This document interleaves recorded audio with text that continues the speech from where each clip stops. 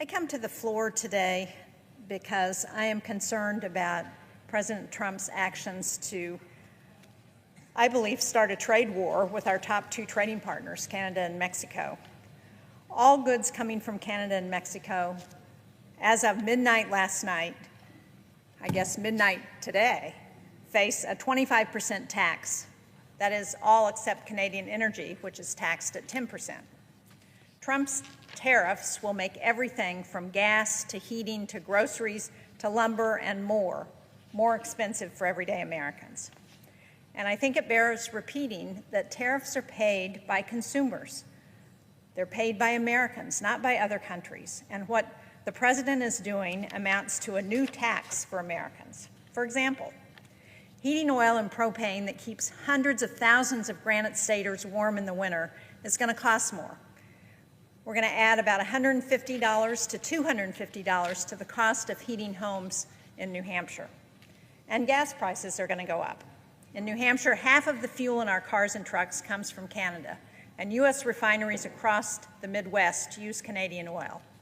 The U.S. imports 80% of its potash fertilizer from Canada, and this tariff makes farming and food more expensive.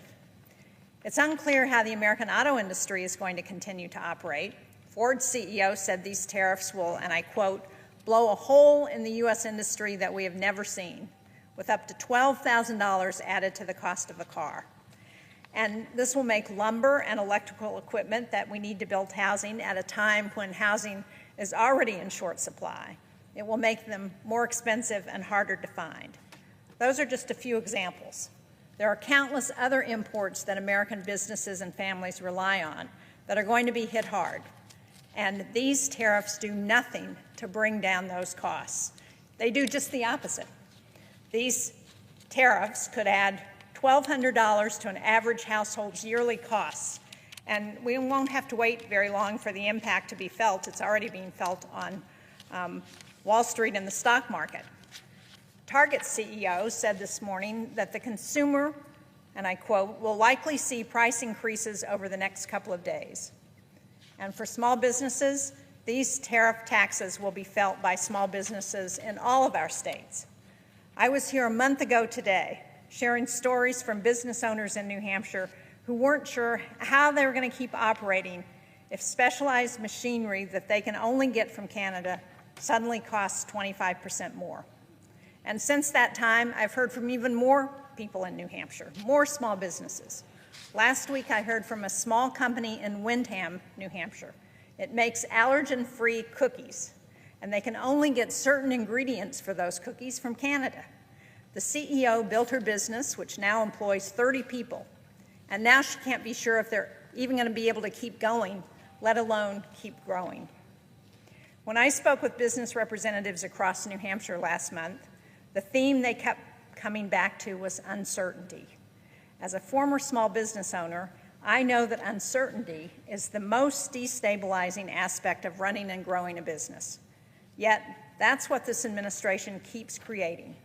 Yesterday, we learned that new orders from manufacturers dropped in February for the first time in 22 years. For the first time in 22 years, new orders from manufacturers dropped because companies can't work with this level of uncertainty. Last Wednesday, the president was talking about Canadian tariffs going into effect April 2nd.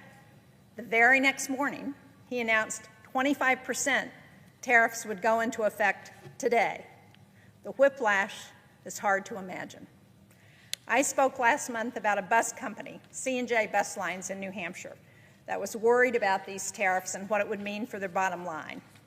Well, the CEO moved up his delivery date to get 3 buses in late March before these taxes were set to go into effect. But his costs just went up more than $450,000. Businesses plan months, quarters, or years in advance. They need to place orders and plot out their growth in order to succeed. How can they plan when they can't even know whether their costs are going to go up 25% overnight? How can a developer know if they can start building the housing that New Hampshire desperately needs if their lumber costs 25% more overnight? And how can a family already struggling with high costs continue to pay the rent, or put food on the table if their household costs are going to go up $1,200 this year. I want families and businesses to know that the whims of this president are not going to cause them to break the bank on everyday items they need to get by. That's why I introduced the Protecting Americans from Tax Hikes on Imported Goods Act. It's a simple change, really. It says that the International Emergency Economic Powers Act, IEPA, can no longer be used to place taxes on imports. If the president needs to block some dangerous product, he still can. But if there's a real threat, we'd want to stop it, not just add a tariff tax. That's what my bill does. It would stop these tariffs on goods and energy coming from Canada and Mexico, and it would give businesses and families more certainty to plan for the future and to keep their hard-earned dollars in their pockets. So, Madam President, I ask unanimous consent that the Committee on Banking, Housing, and Urban Affairs be discharged from further consideration of S-151, and that the Senate proceed to its immediate consideration, that the bill be considered read a third time and passed, and the motion to reconsider be considered made and laid upon the table. Is there objection? Madam President. The senator from South Carolina. Thank you, Madam President. Reserving the right to object. IEPA is a powerful tool that provides the President with a range of authorities to protect our national security. With all the challenges facing our nation, now is not the time to be limiting presidential power.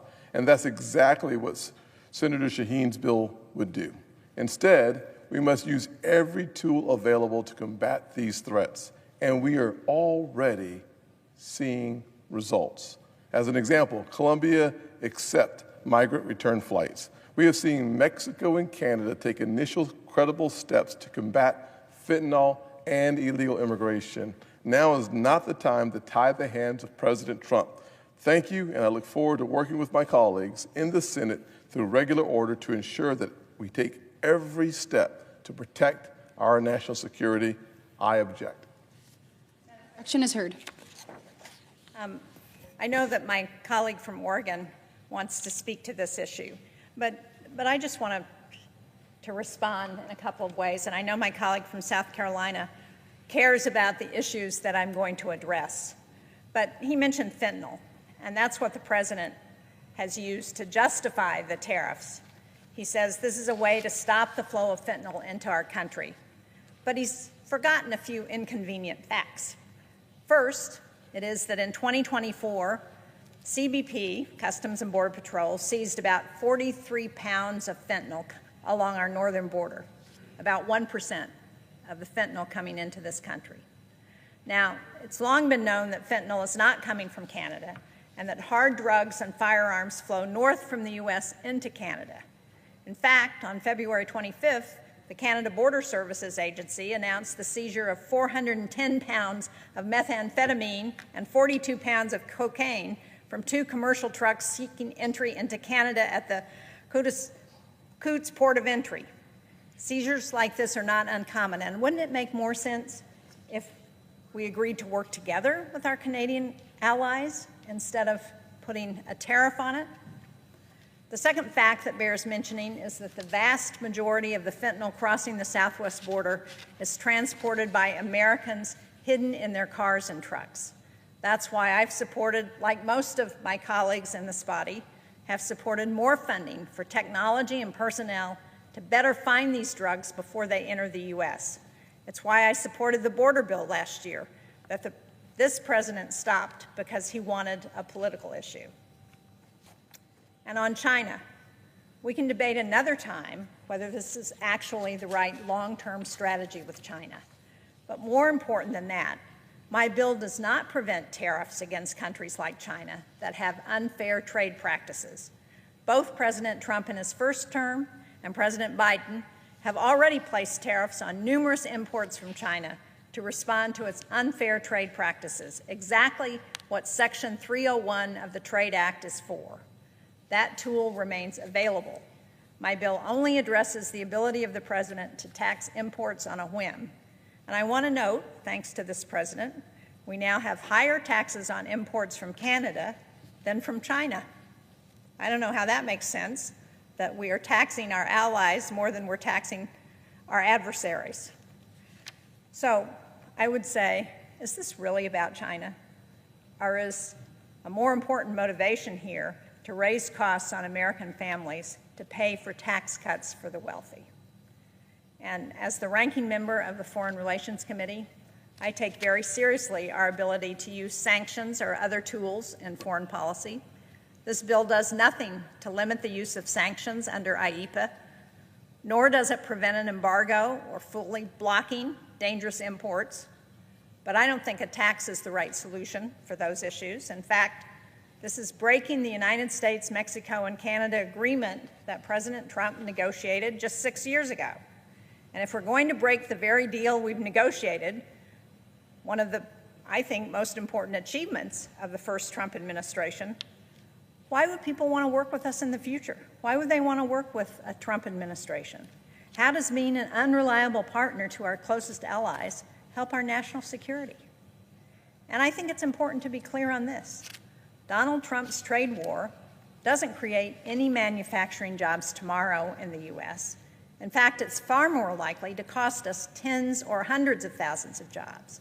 Half of the goods that America imports are intermediate components, and that means that they're parts that our companies manufacture into finished goods. Every one of those items coming from Canada or Mexico just got 25% more expensive. And we've already heard from automakers, they're not sure how much this is going to add to the bottom line of cars. I think that's a lot at risk for tariffs that President Trump can't justify for any other reason other than because he wants to get funding to support a tax cut for the wealthiest Americans. And yet the president is talking about wanting to cut deals with Russia for economic development.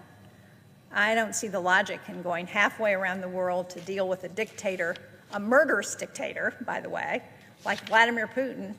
At the same time, we're damaging relationships and cutting off trade with our closest allies right here in North America. I'm happy to listen to somebody's explanation here, but I don't think it makes sense, and it seems entirely contrary to American values to me.